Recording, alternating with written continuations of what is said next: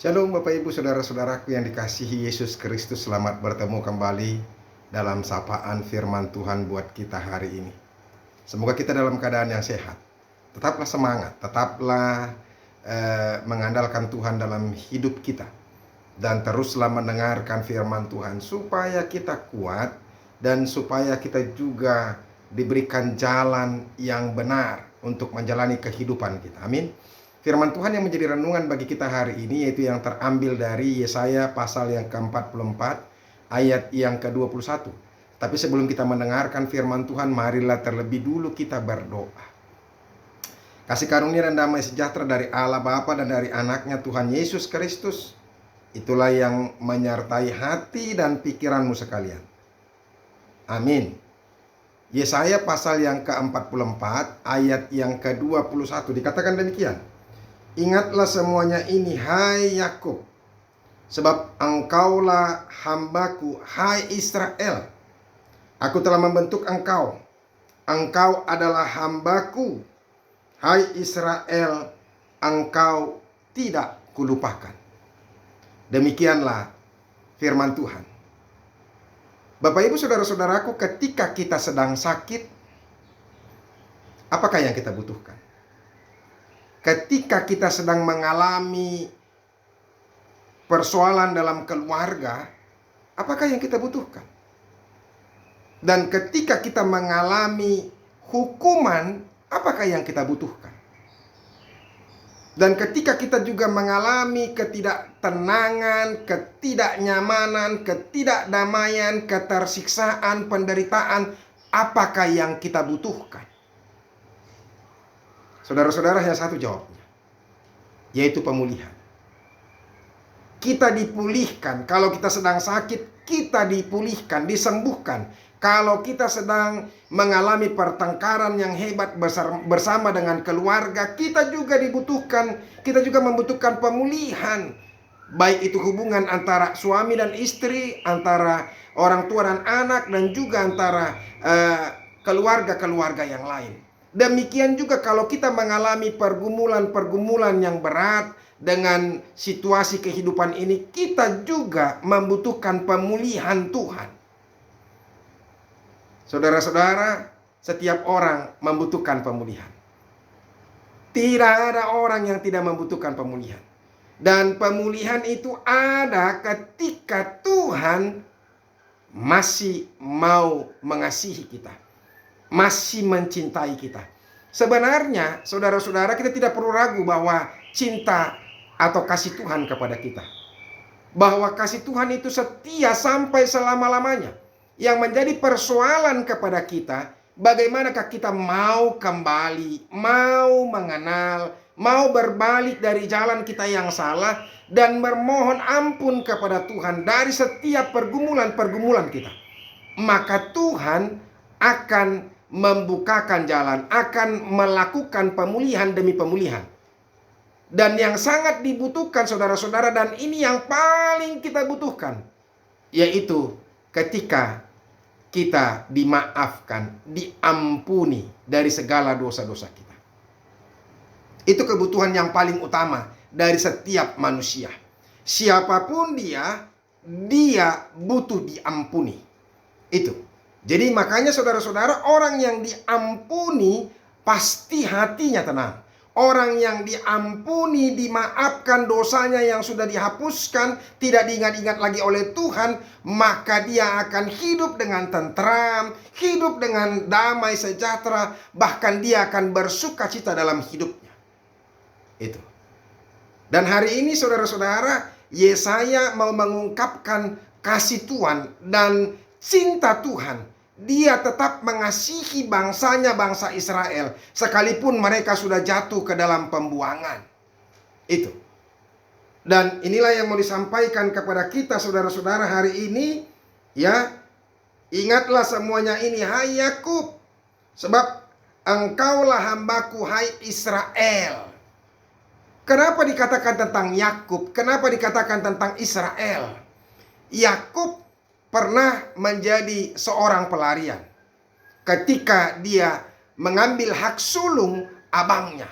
Dia mencuri hak kesulungan itu dengan eh, taktik atau dengan cara-cara yang tidak benar, yang sudah menipu abangnya itu sendiri, sehingga hidupnya tidak pernah damai, tidak pernah dia selalu was-was, ketakutan, dan tidak pernah nyaman, tidak pernah tenang atau damai sejahtera dalam hidupnya. Makanya ketika dia mau datang kembali bermohon akan maaf dari abangnya, dia menyuruh hamba-hambanya di depan dengan persembahan yang begitu luar biasa.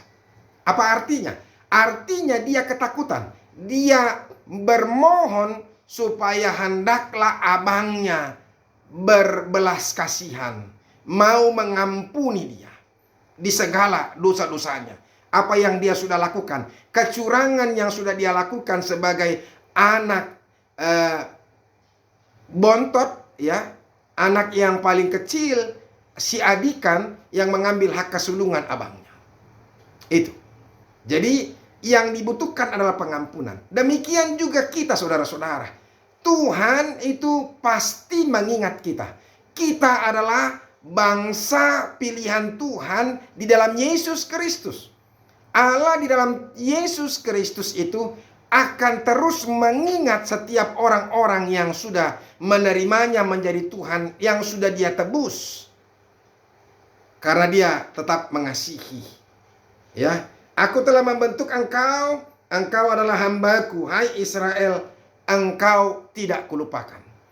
Allah dalam Yesus Kristus tidak pernah melupakan orang-orang yang dia sudah tebus. Allah dalam Yesus Kristus tidak pernah melupakan orang-orang yang mengaku dia menjadi Tuhan, yang menerima dia menjadi Tuhan. Bapak Ibu saudara-saudara, itulah indahnya kalau kita sudah menerima Yesus menjadi Tuhan kita.